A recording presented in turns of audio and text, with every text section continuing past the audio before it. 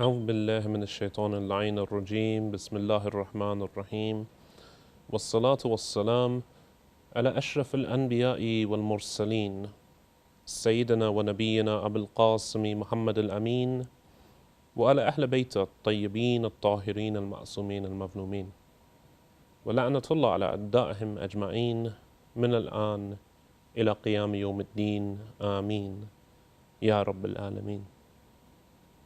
Dear respected viewers, thank you for joining us once more on this, your live show from the holy city of Karbala.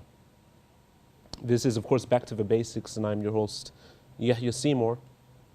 And inshallah ta'ala, we will be continuing from where we left off. So, for those of you who might have missed a couple of episodes, might be tuning in for the first time, we've just completed a very necessary and prolonged discussion on some of the main points of convergence and divergence with the worldview known as atheism, that is to say, the lack and the absence of belief in a God, or even the severe, strict claim that there is no God.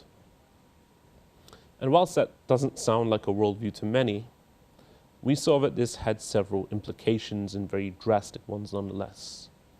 So we moved away from atheism. We talked about why it was unsustainable, why it was a worldview which could not be rationally held and upheld as a systematic belief which is compatible with the numerous qualities we listed as features of a worldview. I'll remind you all what features of a worldview we have discussed. We've discussed its ability to provide a decent account for our human experience, a decent account of everything we know about ourselves, others, the nature of human knowledge itself, and the nature of reality around us. And of course, we witnessed when looking at the implications of atheism and the consequences of what atheists claim about the universe, namely that it is a purely physical endeavor and the only facts we can know are purely physical ones, that this particular worldview is not one which competes with any other, and indeed it's one that if you embrace, if you believe atheism to be true, you could never know it to be true.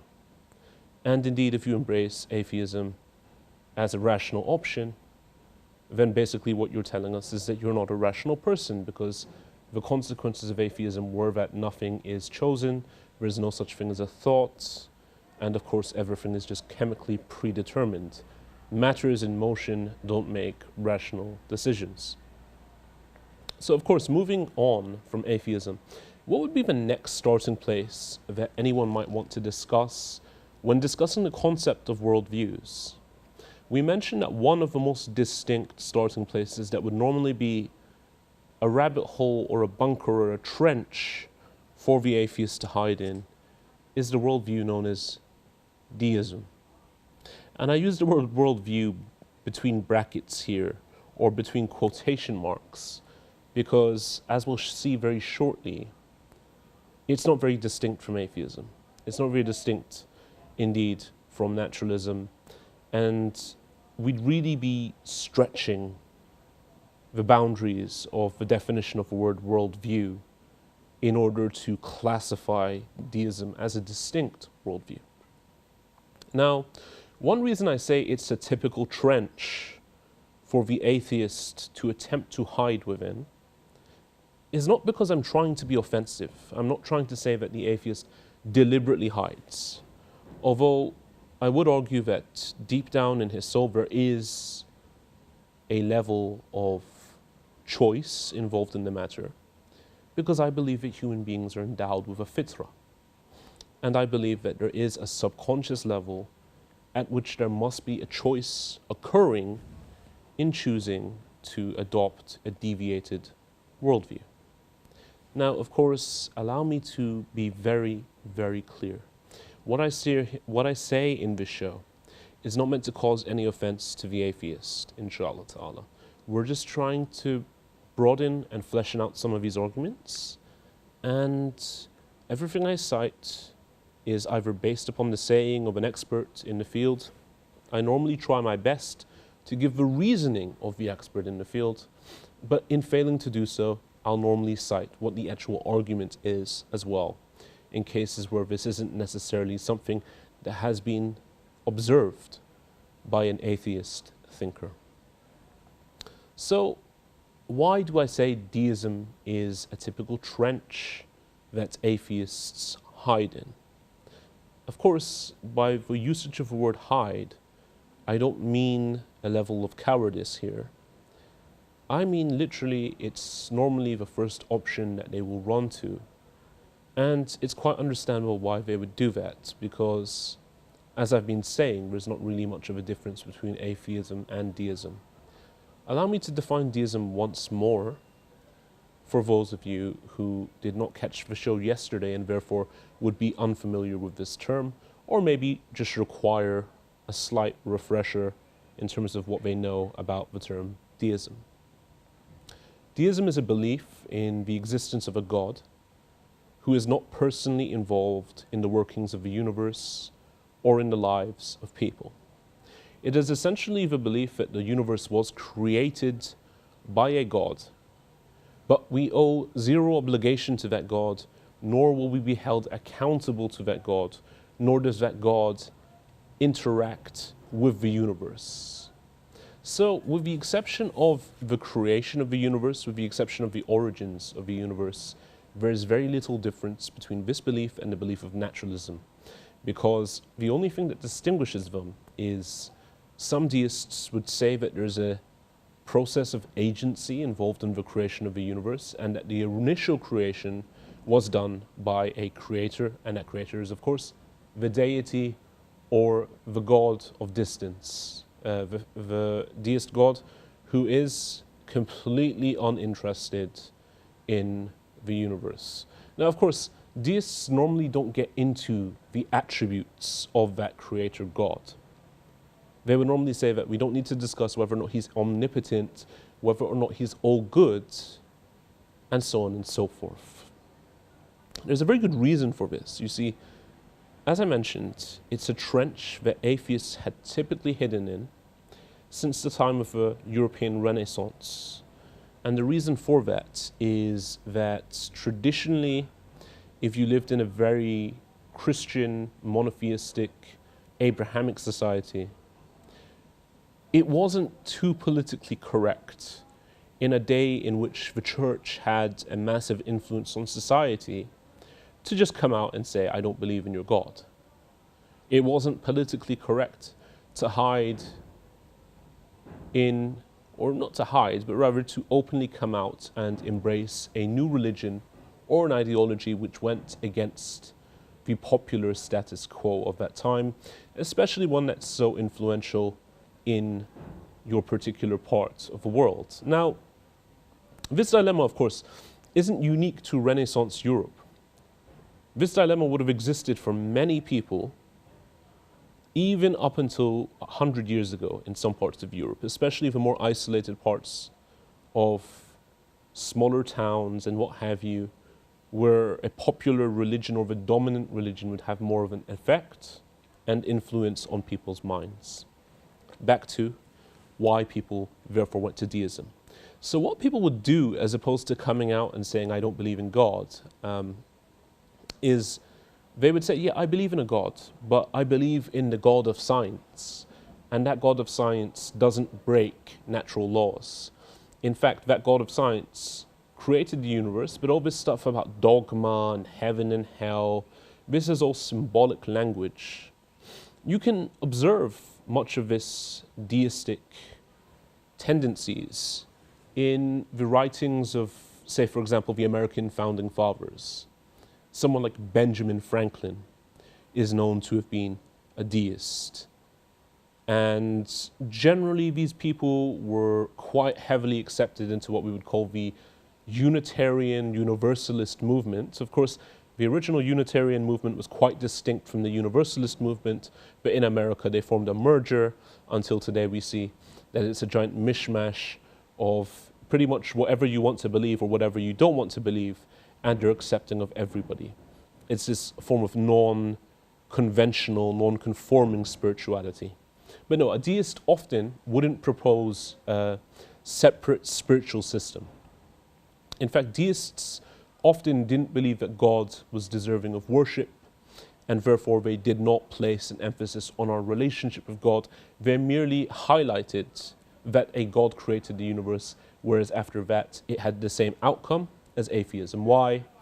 Because God's not involved in the universe, there's no such thing as supernatural, there's no such thing as miracles, and therefore we don't need to talk about revealed religion.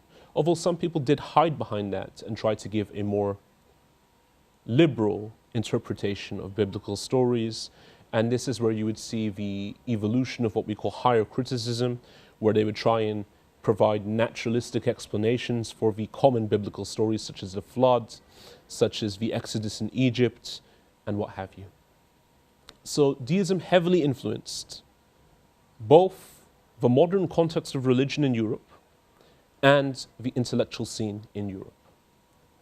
Now, I specifically stated that some people believe that God, from the deists I mean, created the universe, but thereafter had nothing to do with it and is not necessarily the greatest conceivable being as traditional theists would describe God. They wouldn't necessarily say he has all these perfect attributes. There are some deists who would go one step further, and these deists are essentially pantheists. By pantheist, what I mean is they would say that God created the universe, but in doing so, he became inseparable from the universe, and that essentially all of reality around us is part of that God and the natural around us is all part of the same thing. Now, namely, God is the physical universe and the physical universe is God, and they are ontologically, that is to say, at the level of existence, inseparable. So, what would be an issue with deism? Let's take a sidestep and just repeat what I've said about deism. It was a popular movement amongst who? In Enlightenment Europe? Atheists, closet atheists. Why? Because it has the same implications of atheism. Now, what have we stated are the implications of consistent atheism when we apply the principle given to us by Imam al-Baqir alayhi salatu wassalam, by Imam al-Sadiq alayhi salatu wassalam, to atheism? What is that principle? That principle is essentially, let's compel these people to follow and carry out their beliefs to their logical consistency. Okay. Now, if you believe that the universe is just a physical mass of atoms, and this physical mass of atoms has nothing to it other than what we see physically around us, then essentially there is no good reason to believe in many of the phenomena we do believe in today, such as free will, such as the concept of thought, such as the concept of morality. Now, we'll see that deism falls prey to exactly the same objections, but we're going to take a very quick break and we'll discuss that when we get back. Wassalamu alaikum wa rahmatullahi wa barakatuh.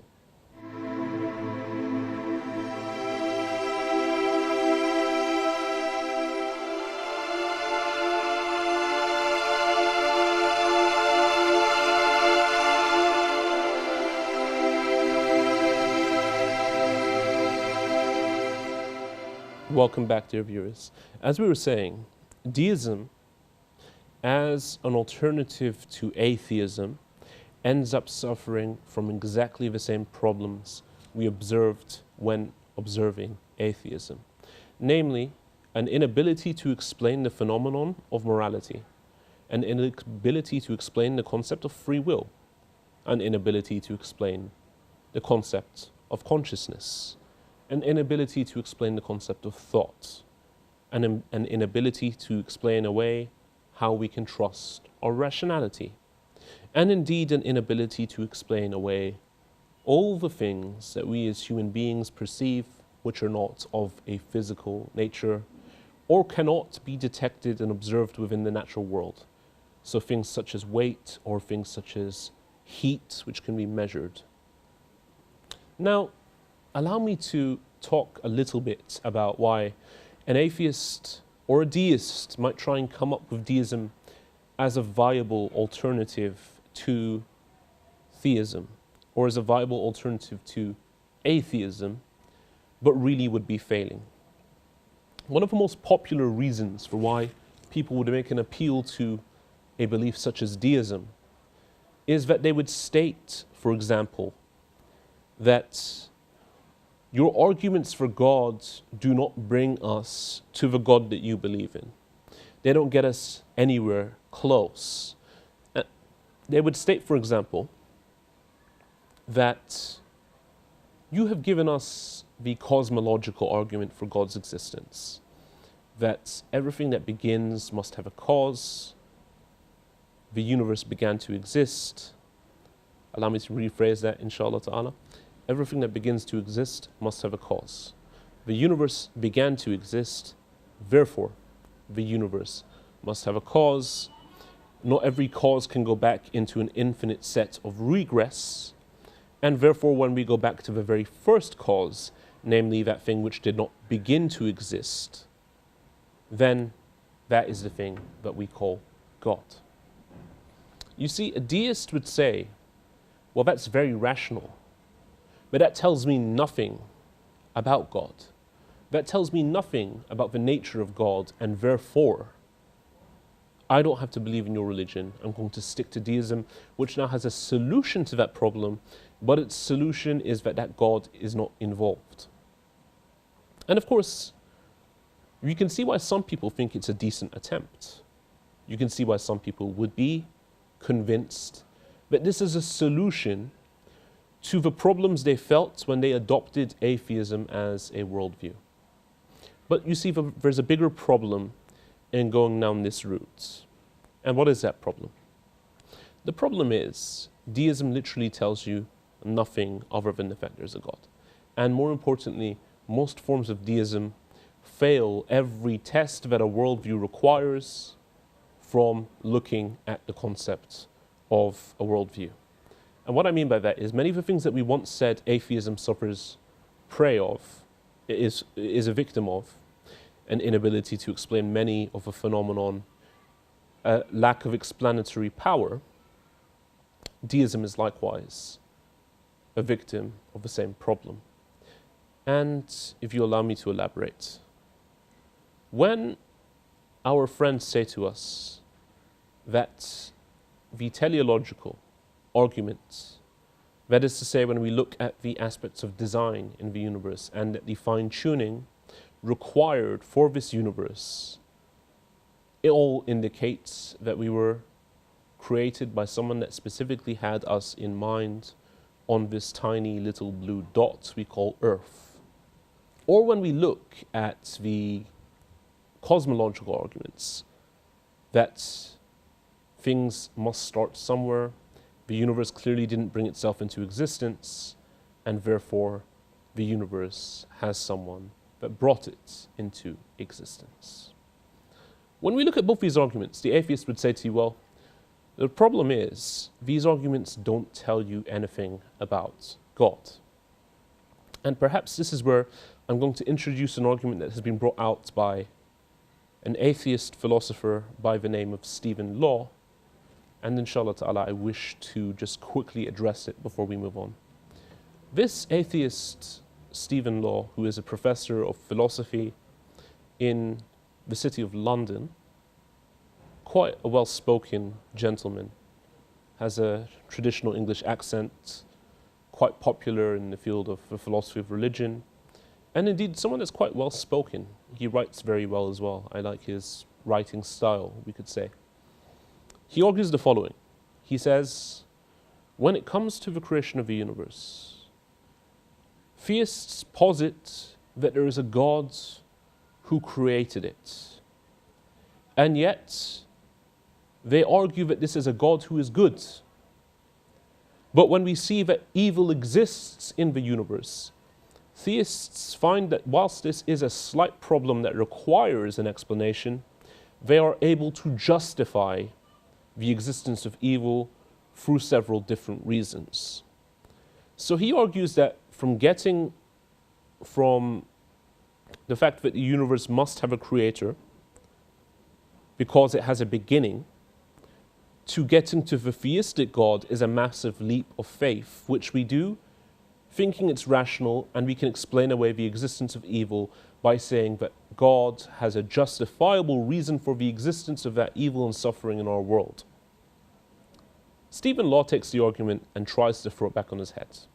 He says, in the same way that a theist would look at the universe and say that there is a good God who created the universe, and despite the existence of manifest evil and suffering, he will find a justifiable explanation for the existence of God and why this exists and why this isn't in contradiction with the good God. I would like to put forward an argument which attempts to defeat the existence of God, he says. And what is his argument? He states, in the same way, the theist took the jump and said that there is an existence of a good God, and evil does not contradict the purposes of that good God, in the sense that God may have a very good justifiable reason for the existence of that evil. I posit, and Stephen Law is speaking here, not me as Yahya Seymour, that there is an evil God who created the universe. That God's nature is to be all evil, and the existence of good in the universe is not in contradiction with the existence of that evil God, because the evil God likewise has a justifiable reason in the existence of good around us. And what many of you might be baffled, and you might be thinking, just as many of us thought when we originally read the paper, so what's this guy trying to achieve? Is he not an atheist? Why would he therefore want to argue that there's an evil God? He essentially argues, in the same way that the theist knows in his heart of hearts that the evil God hypothesis is so absurd that despite the evidence, it cannot be true whatsoever. He says that the atheist knows exactly the opposite about the existence of a good God, and since evil and good God have just as much weight as evidence, as arguments, as hypotheses to explain away the creation of this universe, therefore we must reject both. Now, of course, this is a very, very weak argument, and inshallah ta'ala we'll come to refute it tomorrow. هذا وصلى الله على سيدنا محمد وعلى أهل بيته الطيبين الطاهرين والسلام عليكم ورحمة الله وبركاته.